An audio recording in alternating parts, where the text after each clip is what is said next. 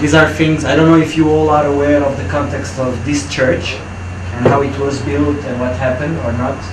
You know the process. No. So this church was exactly where today you have the tunnel of the last phase of First Ring Road. This church was between the Catholic Church and Sheraton, more or less. And in 2009, this church was demolished by its location. So the community felt like kind of a hard feeling or a strong feeling against that, even if the decision was infrastructural, because there was the need to build the road.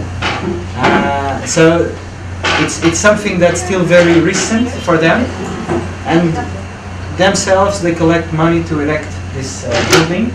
And this building now, it's not only a temple, it's a full infrastructure.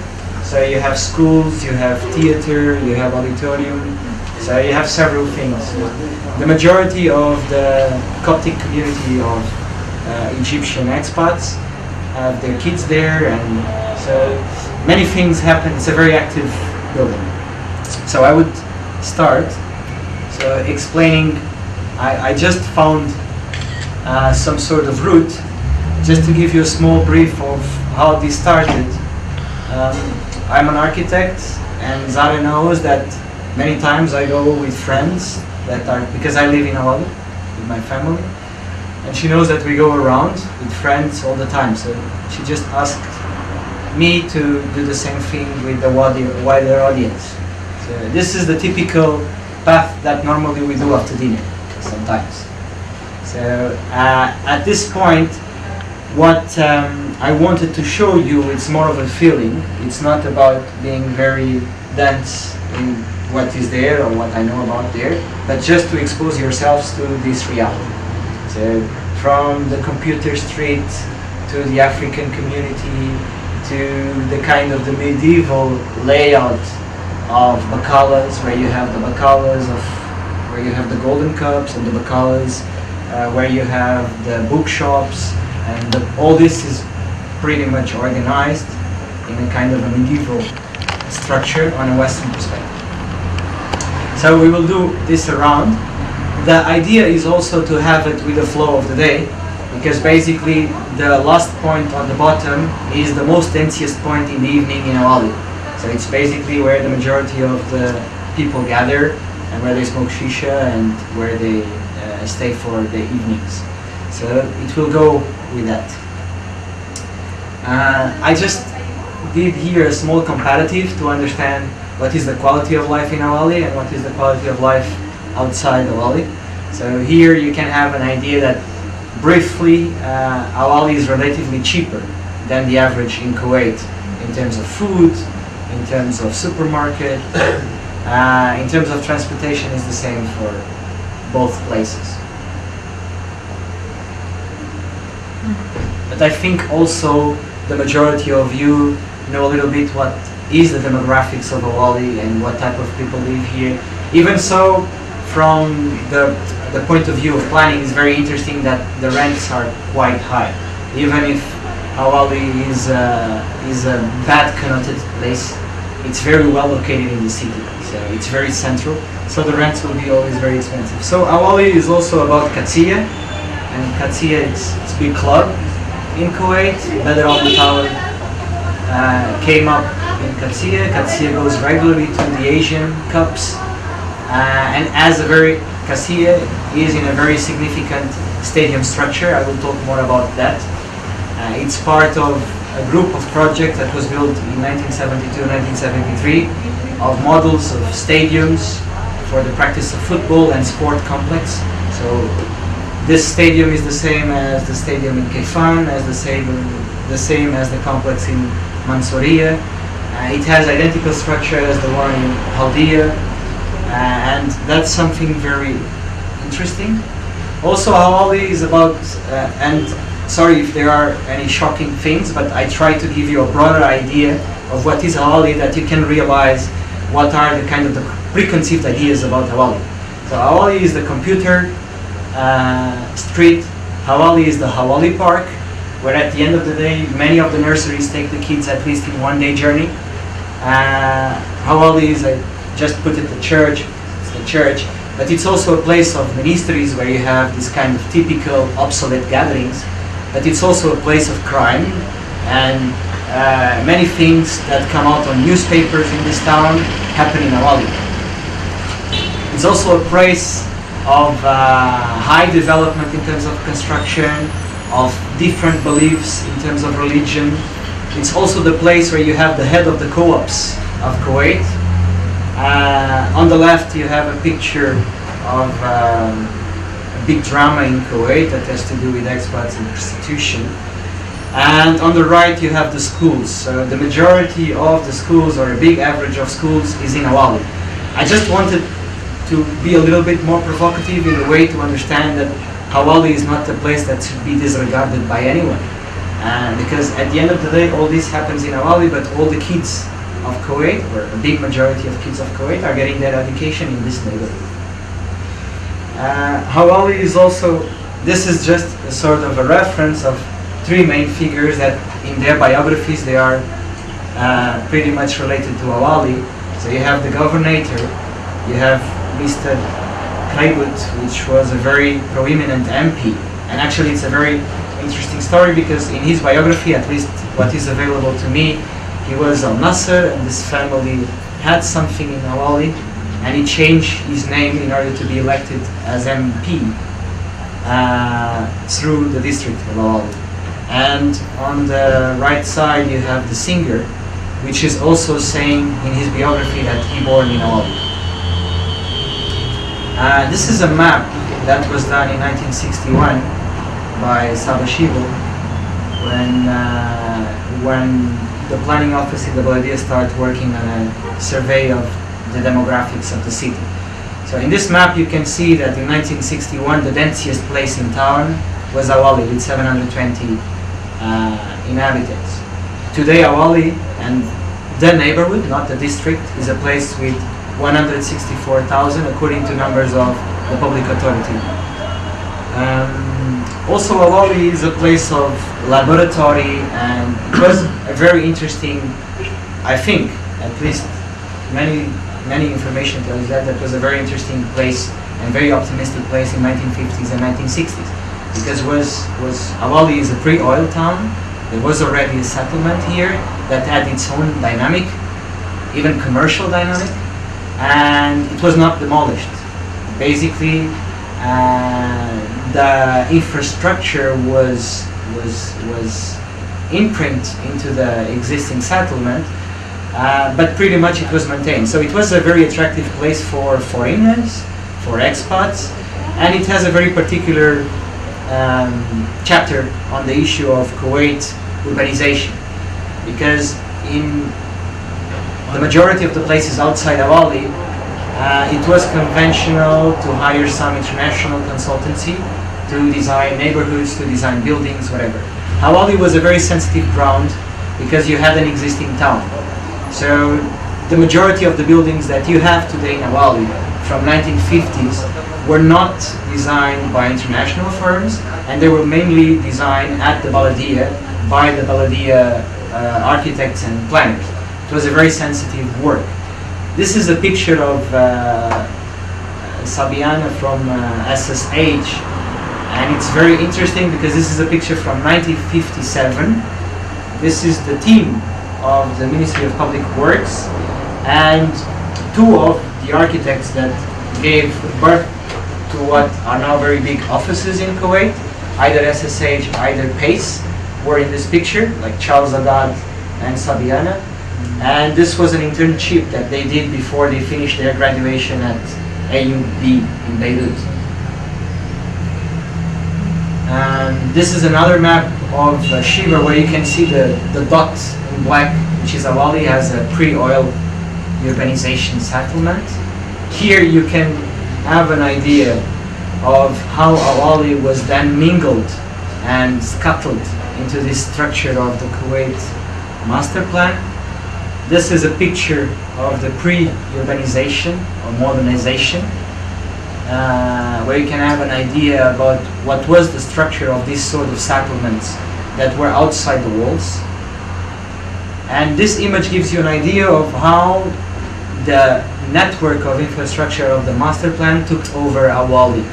So there you have, like, on the north side, Qadsiya, which had a very clean and clear plan.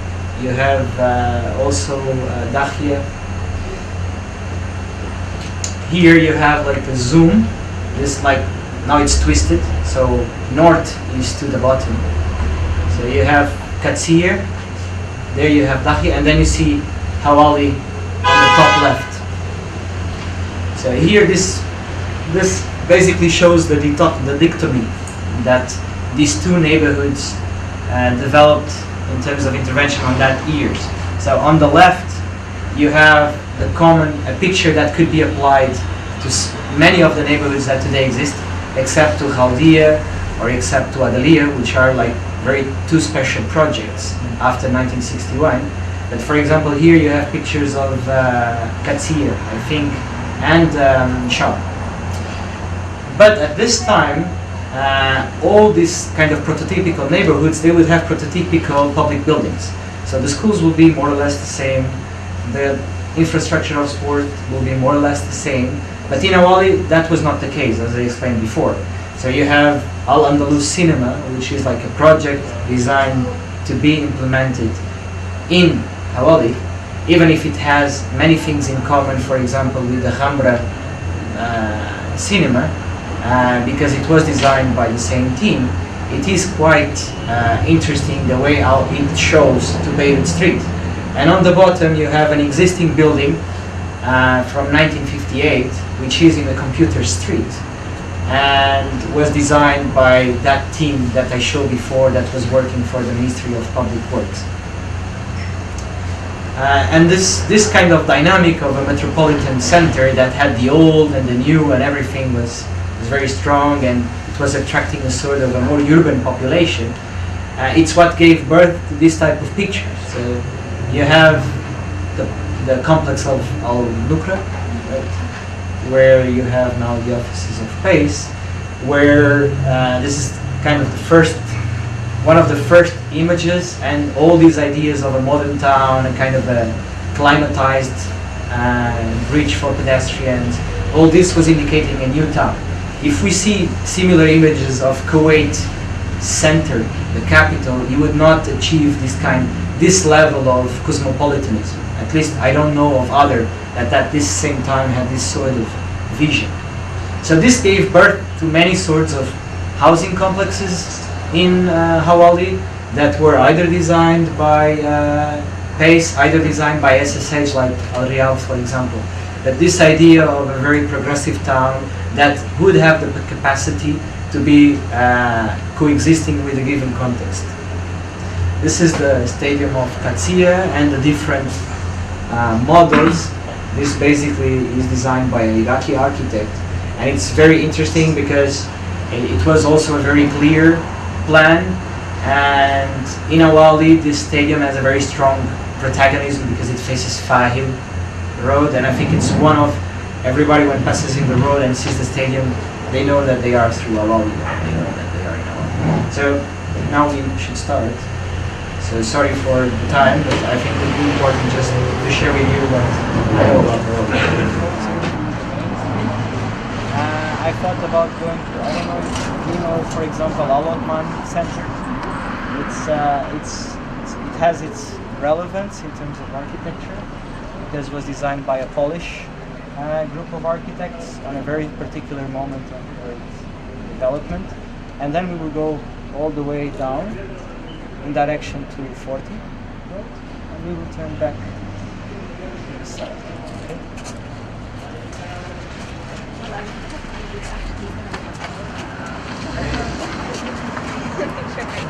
shoelaces are tight.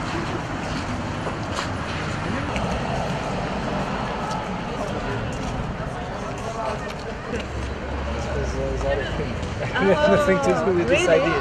But it's good. wear and tear بس يعني تخيل لو تشوف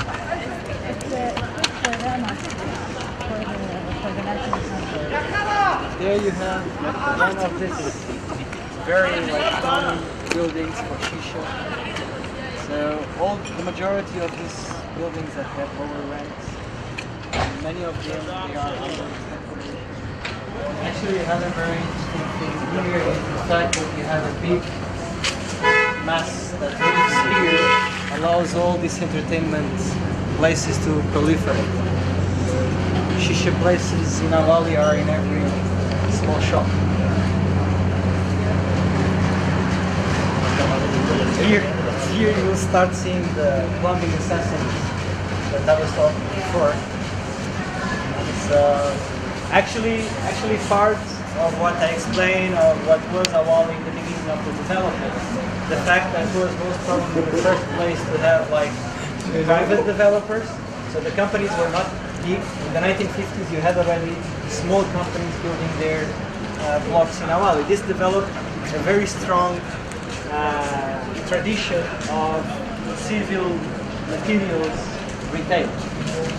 Since very long you have shops for construction materials in Awali. And actually I think Awali is known for that. Now in our days with the big corporate places as not IKEA but something similar to IKEA that sells all this thing, it became not that much relevant. But I see many people from other neighborhoods that come to Awali to buy a tap or to buy a sink. Here you have Golf Mart. Golf Mart is also a very relevant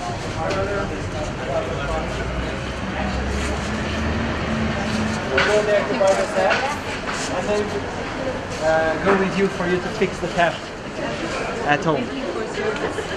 Actually, towards ASK you have a very specific area where you have also trucks, you have also caterpillars that are available from 5 o'clock, 4:50 in the morning for you to go there and rent them for the day.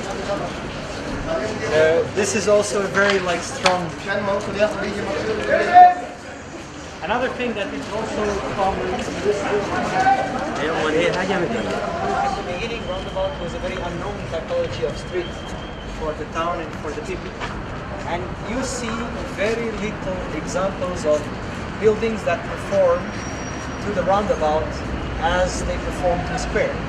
And for me this building is very significant because the use of ornament as a way to display to a roundabout where people will spend more time and where the retail, the commercial value of your building can increase because the building is notorious. It's something that is there with relatively cheap materials, with all precast materials, and it applies also to a typology that emerged here in Awali earlier than in Fahad al-Salam Street, which is the mixed-use type of building, where you can have offices, housing, retail, and Awali is a very interesting incubator for this type of typology in a very young town that was not used to the common living, was used to another sort of more horizontal structure of common living. On the other side, you have what is a kind of a 2000 post-invasion typical big developer approach, because it takes a land with more than 3,000 square meters. So it gathered the demolition of several of these small-scale buildings to build this that uses, it's a building that in section is a translation of the regulations of Valdea. Because the regulations of Valdea allow you to have retail on the level -1 on the basement, but your ground floor should not be above 1.8 meters, I think. So it really uses the fact that you are in a valley where the density is more pedestrian. We are not in a city, or we are not in a neighborhood where people mainly work by car. We are in a place where people walk. So the idea of the vitrine or the display of the shop, it's not so related to the car. So it becomes feasible in Awali many times to have that type of section, where I have the shop or basement facing the street. Behind this block, we have Al-Ottoman Museum, which we will not go through, otherwise we will spend all our time there, but I seriously advise you to go there. I think it's interesting, and I think it's interesting for the approach. I would say that it's more interesting to see how someone displayed an exhibition, in my point of view, than the content of the exhibition. Because as a Western, I find quite of a very impressive. It's exotic for me to go there, and I go there with my family and with the kids several times because it has the old courtyard that now is covered. You have there always the director of the museum that is available to talk with everybody. They are serving tea, and I see many people that gather there as if it could be a Bahia, for example. And this is very interesting to have a museum that has this capacity. I don't know that many museums. I can go to like main cities in Europe where you have museums that have coffee shops and libraries with magazines and newspapers that become a very interesting place to stay for retired people, for example, but not with this kind of playful capacity. They are much more formal in a way. I think here it's a very informal environment. I even see many times a mother that comes with kids to visit the museum, and the kids they sit in the old couch of a Kuwaiti house from the 1950s, and they try to push the buttons of the TV from the 70s. It's a very, it's because the space is too relaxed. I don't want to say that it's a little bit obsolete, but it's left there. So all the rules were like turned down. Another interesting thing, on the right side of this street, you have some sort of cultural co-ops.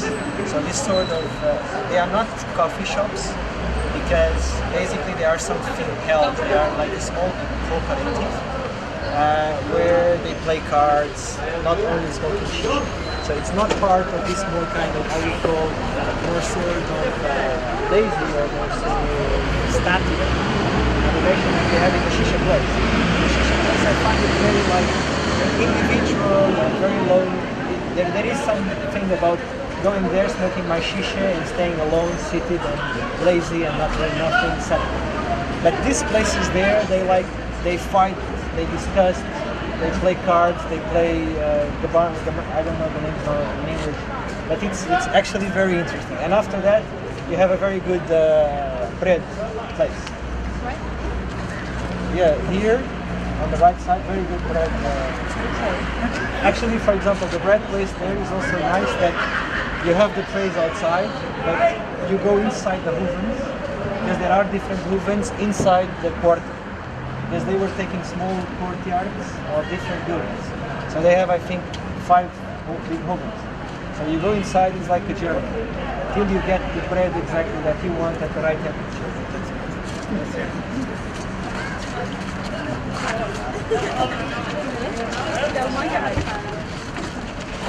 لازم نصور هنكتب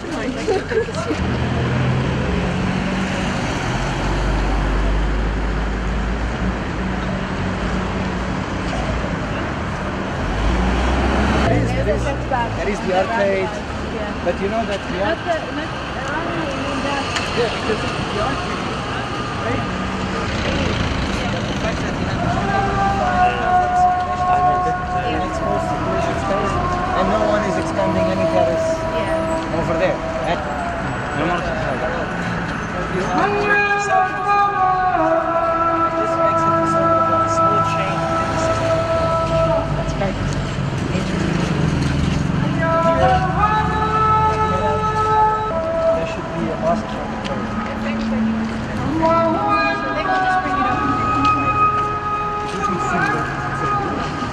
So here you have like one of the oldest like neighborhoods or like small quarters. Actually, either this street, either the other street that I was telling before, they were like, I don't know if you are aware, for example, of things like Haussmann plan in Paris, where basically you try to define an element of infrastructure that will require the demolition of a part of town. This is what happened here in Awali with the existing settlement and this road and that road. So those buildings there, of course, I'm not sure, this is only intuition, but they are like the old pieces that I see here in Awali. There is another quarter over there that is also quite old because it's built on adobe block. But it's interesting because they became the sort of the last kind of shanty towns inside Awali. You have, I don't know if you know, for example, places like these buildings in Gulf Road close to Sheikh Sukhshar. You have a big quarter where fishermen live, for example. This is a very similar structure. I don't know if you ever went in or not, but basically you will go in and you have like a whole organization, like a small micro town. Even in the ones in Sukhshar, you have even machine there to take Pepsi. Windows are positioned and the recessed voids for the HVAC units. It's impressive for an architect.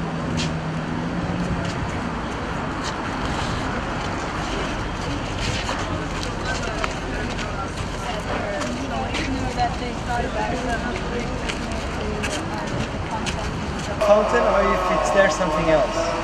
So anyone here might explain me this? It's water. I know it's a water, but it's something else because the static of the tiles is very, for example, in Because it's like because the water place is always associated with, for example, like a religious gesture, either because it's built to mourn over a certain person who died. So they do this just to memorize his body and for people to drink and pray for his body. So, for his soul.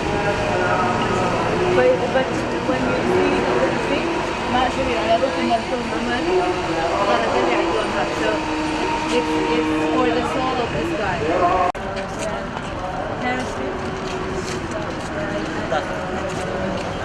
So, And back here? yeah. Oh. So there you would see the door. So there is people living there. These two guys are sitting up there. On that side you see the communication tower.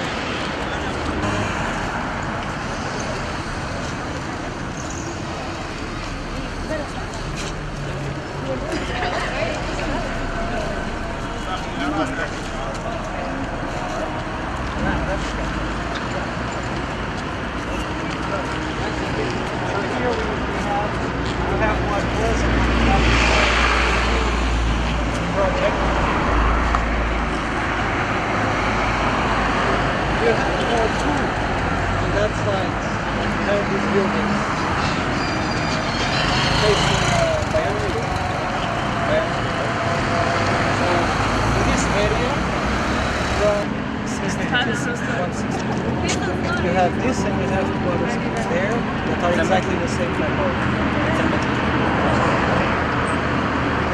and after, I don't know exactly what happened, but these schools all became private, but also the concern for the quality of the ones that are studying there is also not there. I really don't understand how this is about. I just like, it doesn't matter if you have little money or not, but expats don't have education available in Kuwait. They need to go to these places. So the Ministry of Education should not allow this type of approach. All these schools are like jails, and we will see more. I don't know how Kuwait calls a country in the 21st century with this type of buildings. It's actually, I'm talking, of course, in one side of me. On the other side, I find this amazing as an architect. Because the way how the structure has the capacity to deal with everything. But I would not put my kid there. And actually, I came to this school to see. What I understand is that the reason why a lot of the buildings are kept in the state that they're built in is because they have a lease. And so if they improve the land, and the government will say, actually we want it back, and they will put their government school, the Kuwaiti schools, the Kuwaiti children, into that property. I know, but for that reason, the building has a capacity, right? So if I'm leasing this space and the capacity is 500 students, I need to deal with that. I would not build illegally on top of that to increase the capacity of students. And for example, you have good projects as the Shueik rehabilitation. It's not a magnificent project, but it's exactly the same building, rehabilitated and working as a school. And in, I think, Shamia, you have another one of these buildings that was rehabilitated and working as a school. Even Dakhia School, which is from the same age of this, is also rehabilitated and working as a school with no extensions, no expansions. So I really don't understand this. And also the way how everybody accepts this. Even there are parents who are actually rebelling over that, trying to kind of do a union for their kids in private schools, because there are lots of, like, it's really degrading, going into degradations every kind of year. So they're kind of also rebelling, but they can't do anything because the government school is also have a bad kind of curriculum. So it's a problem. should move on. This is, for example, in Salmiya, which is also diverse, this doesn't happen. You have like, it's, I don't know, 100 meters, 200 meters from the other roundabout to this roundabout. It's a new town. It has nothing to do with that environment with this environment. Neither the demographics, neither the type of retail. This is something that makes a city different from my point of view. And one of the reasons why I think some people live in Awali is because of this. Because you have this diversion. Yeah, I remember one Egyptian lady. She rented an apartment in one of the Kuwaiti suburbs, and then she stayed for like 1 month, and then she moved into Hawali because it's very, very dull and quiet over there in the suburbs.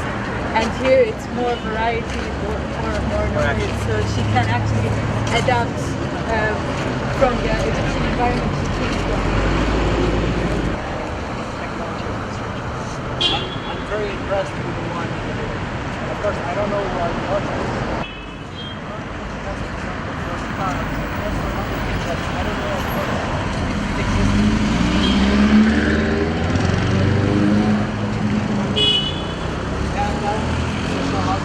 The use of tile was something very particular in early 1970s in Kuwait that almost disappeared, and people have a big phobia of tile.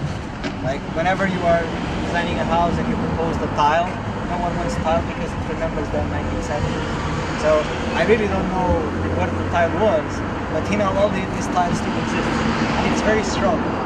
Actually, you have one thing that I recommend everybody to watch, available online, which is Dana Al-Judul video on the tiles book. You know that? Sure. Yes.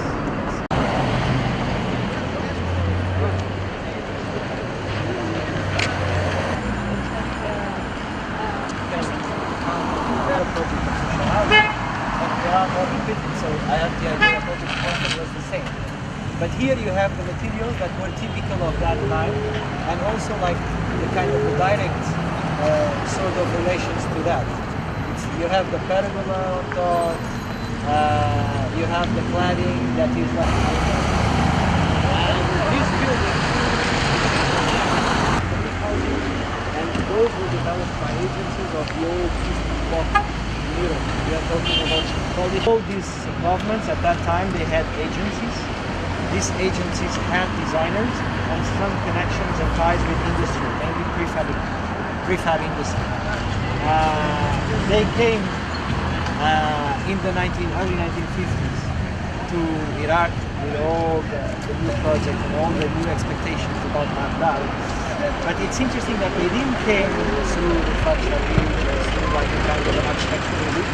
They came through a kind of a more like industrial interest that was there through many German post-war expats that went all over the world to raise businesses.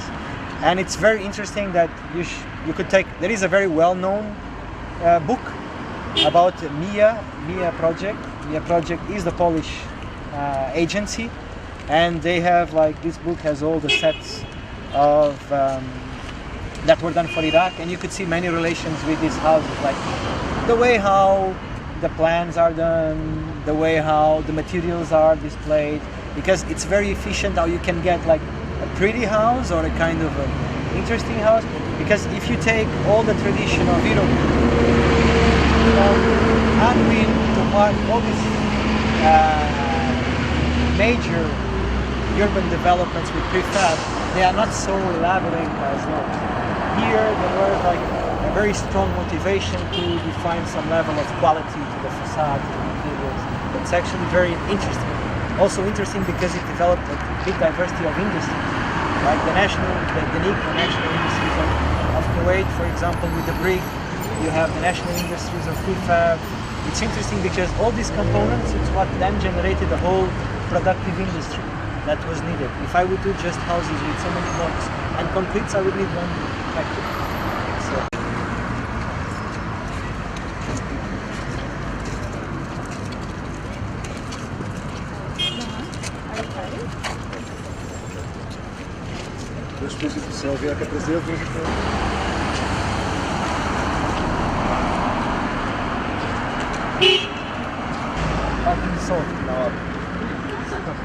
Actually, it's very interesting, this equilibrium, this balance, which is very particular from informal kind of development. Right?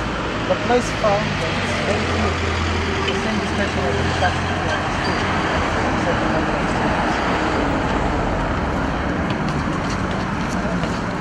As you see this gaps, there are many places where you can go about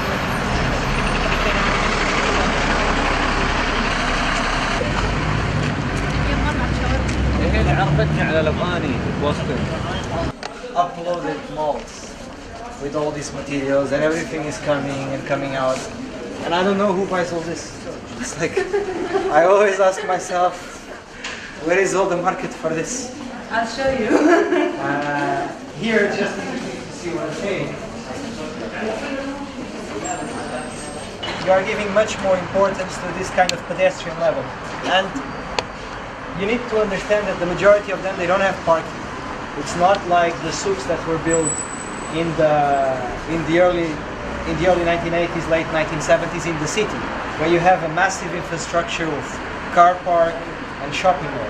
These ones, they don't have car park, many of them. They really depend on a pedestrian type of way of living the city. But again, the fact of providing shade using all these elements is also, of course, it's obvious. But it is a concern that is here. Is also expressed here. These two elevators most probably were the first panoramic elevators in the street, and they made a fuss at the time the building was built. So, like, this is also diverse. Each developer had an architectural elite at that time uses of several recurses or references that basically build a diversity of this. Because even this one, either this one where you have the big stairway down, but then it's an elevator, it's not a stairway. Either the next one or the very high.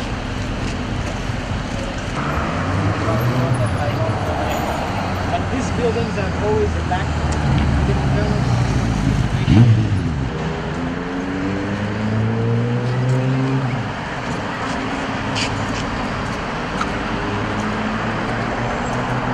Because you find this kind of unexpected.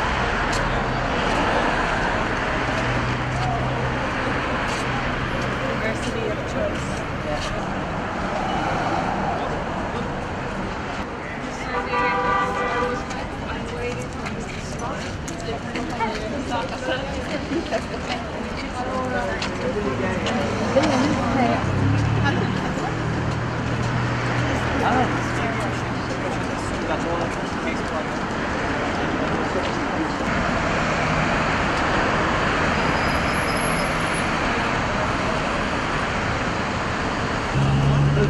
They define, when you walk from that side, they define a very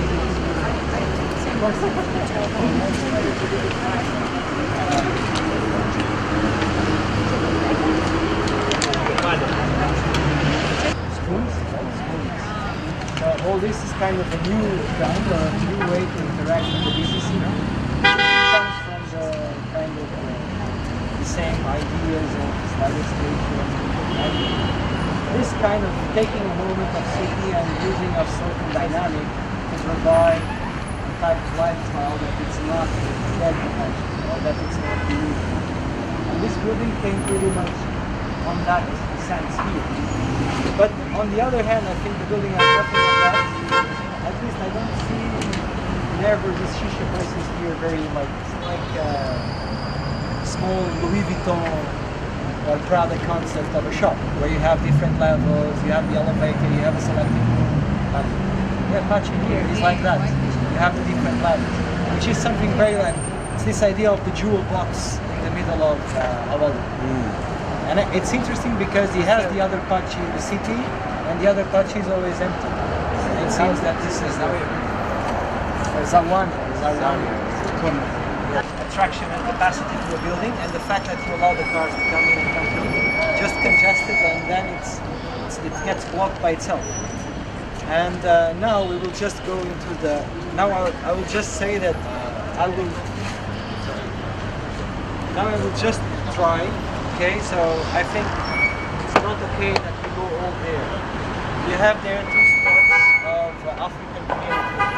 So basically, you have there one from Nigerian expats and another one from, I think it's Ethiopia or Eritrea.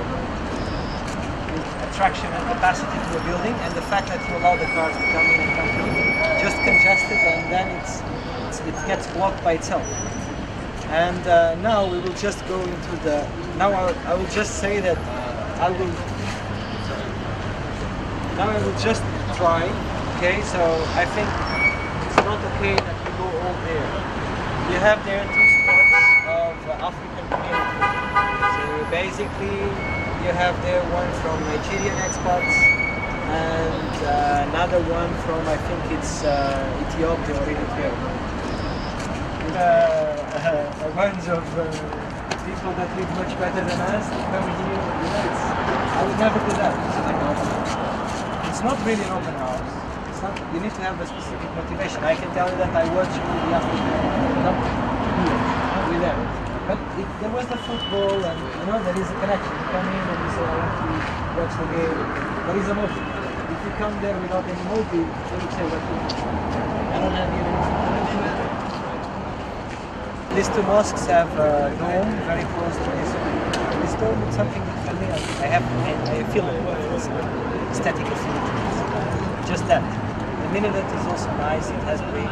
It's just a feeling. It's not. There are mosques. For example, we will pass another one with corrugated sheet that I also like a lot. The building, with all the respect. Now this is the other one. Between the street, like 50 restaurants. And schools. The other. Yeah. From Bayan. Yeah. Limestone brick.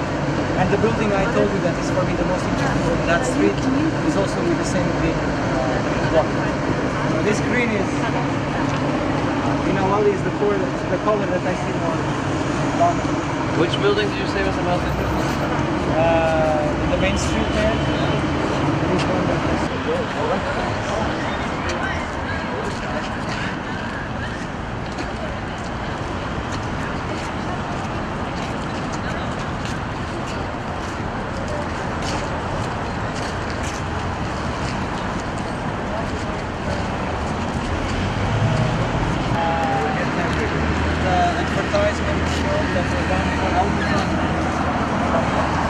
I don't know if any already saw, because it's the same spirit, and it's this idea of not.